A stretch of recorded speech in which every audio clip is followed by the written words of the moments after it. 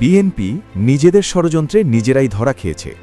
নারী ভোটারদের প্রভাবিত করার চেষ্টায় তারা এমন এক ফাঁদ পেতেছিল যা শেষ পর্যন্ত তাদের জন্যই বড় বিপদের কারণ হয়ে দাঁড়িয়েছে। সম্প্রতি জামায়াতে ইসলামীর আমির ড শফিকুর রহমানের ভেরিফাইড টুইটার অ্যাকাউন্ট থেকে একটি চরম নারী বিদ্বেষী পোস্ট ভাইরাল হয়। ওই পোস্টে দাবি করা হয় ঘরের বাইরে কাজ করা নারীরা নাকি পতিতা। বিষয়টি মুহূর্তেই সামাজিক যোগাযোগ মাধ্যমে আগুনের মতো ছড়িয়ে পড়ে। পোস্টটি ভাইরাল হওয়ার পরপরই বিএনপি ও ছাত্রদল কোনো যাচাই বাছাই ছাড়াই সারা দেশে কর্মসূচি ঘোষণা করে। তারা ড শফিকুর রহমানকে নারী বিদ্বেষী আখ্যা দিয়ে আন্দোলন শুরু করে। কিন্তু এখানেই উঠে আসে বড় প্রশ্ন, তারা কিভাবে এত দ্রুত প্রস্তুত ছিল? রাজনৈতিক বিশ্লেষকদের মতে এই অস্বাভাবিক দ্রুততা প্রমাণ করে যে পুরো ঘটনাটি আগে থেকেই পরিকল্পিত ছিল।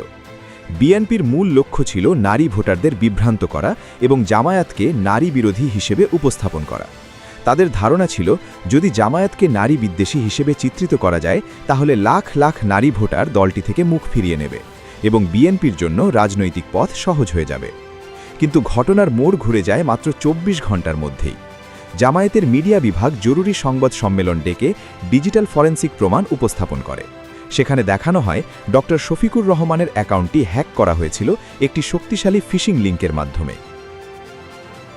আইটি বিশেষজ্ঞরা লাইভ ডেমনস্ট্রেশনে দেখান কিভাবে ভুয়া ইমেল পাঠানো হয়েছিল, কোন আইপি অ্যাড্রেস ব্যবহার করা হয়েছে এবং কিভাবে পরিকল্পিতভাবে অ্যাকাউন্টে প্রবেশ করা হয়।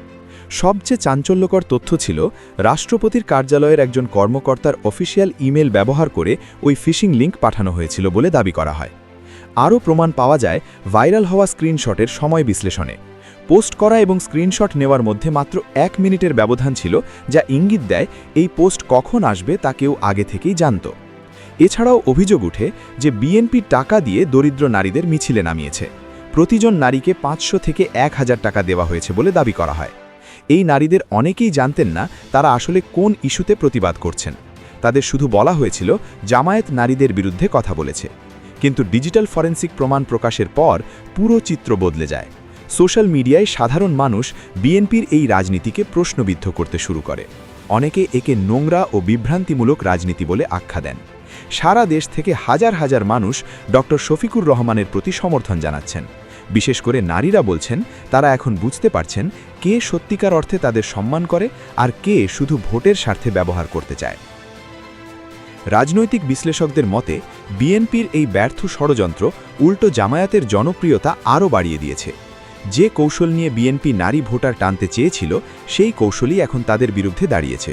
শেষ পর্যন্ত জনগণের সামনে আরও একবার স্পষ্ট হয়ে উঠেছে কে সত্যিকারের জনবান্ধব আর কে ক্ষমতার লোভে যে কোনো নিচু পথে হাঁটতে প্রস্তুত।